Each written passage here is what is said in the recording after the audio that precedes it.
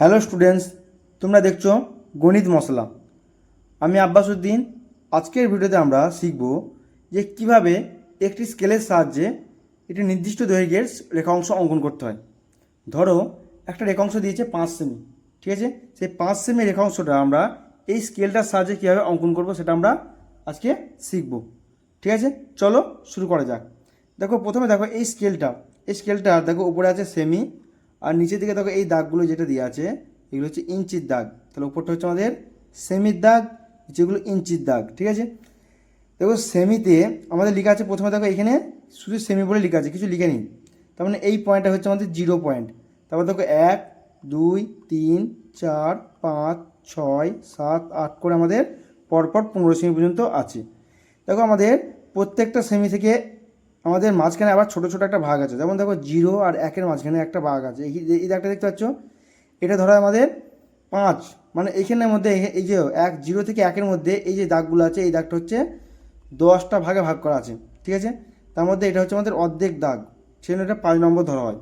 তো 1 আর 2-এর মাঝে দেখো আমাদের একটা দাগ আছে, একইভাবে 2 আর 3-এর মাঝেও এখানে আমাদের একটা দাগ আছে, ঠিক?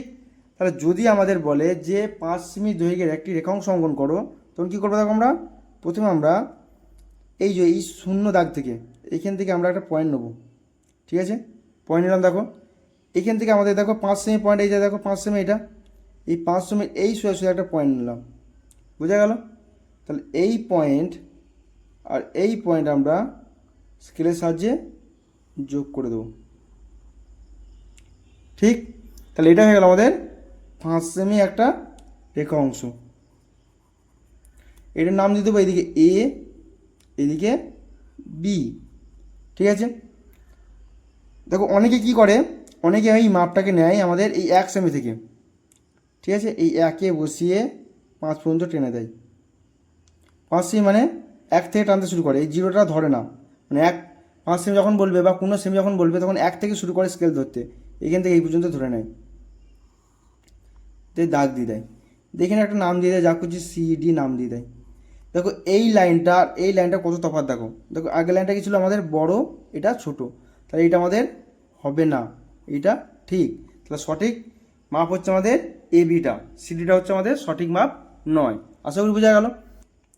এবার যদি বলে আমাদের 6.5 সেমি একটা দৈর্ঘ্যের রেখাংশ অঙ্কন করো, তখন কী করবো? দেখো আমরা একইভাবে এই 0 পয়েন্টে একটা দাগ করব, আর 6, দেখো এখানে 6 আছে, আর 6.5 মান হচ্ছে আমাদের এই ঘরটা হচ্ছে 5, তাহলে 6.5 মান হচ্ছে আমাদের 6.5, তাহলে 6-এর পর আমরা 5 ঘর যাব, 6-এর পর 5 ঘর মানে দেখো 6 এটা চলে এসেছে, আমরা এরপর 5 ঘর মানে এই দাগটা আমাদের 5 ঘর, তাই এটা চলে এলো আমাদের 6.5। এই দাগটা যোগ করে দেবো আমরা, তাই এখানে নাম দিয়ে দেবো আমরা এম এন, ঠিক আছে?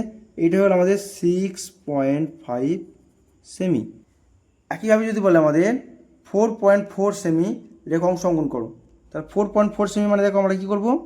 প্রথমে আমরা এই 0 পয়েন্টে একটা পয়েন্ট করব, আর কী করবো আমরা 4, দেখো চলে এসেছি এই 4-এ চলে এসেছি আমরা, 4-এর পর থেকে এই ছোটো ছোটো দাগ আমরা 4 ঘর যাব, তো 1 ঘর 2 ঘর 3 ঘর 4 ঘর, মানে এই 5-এর দাগের ঠিক আগের ঘরটা আমাদের এই ঘরটা, ঠিক?